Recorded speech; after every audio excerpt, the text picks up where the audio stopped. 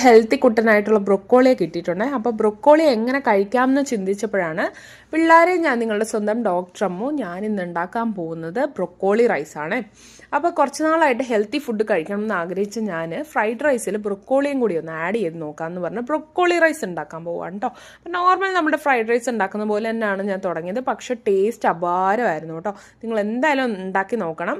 അപ്പോൾ ആദ്യം തന്നെ ഒരു പാൻ ചൂടാക്കുക, എണ്ണ ഒഴിക്കുക, കടുക് പൊട്ടിക്കുക, ജിഞ്ചർ ഗാർലിക് ഇടുക, ഒനിയൻ ഇട്ടിട്ട് നന്നായിട്ടൊന്ന് മൂപ്പിച്ചെടുക്കുക, സോൾട്ടൊക്കെ ഇട്ടിട്ട് എന്തൊക്കെ വെജീസ് നിങ്ങളുടെ കയ്യിലുണ്ടോ അതെല്ലാം ധൈര്യമായിട്ട് ആഡ് ചെയ്യുക.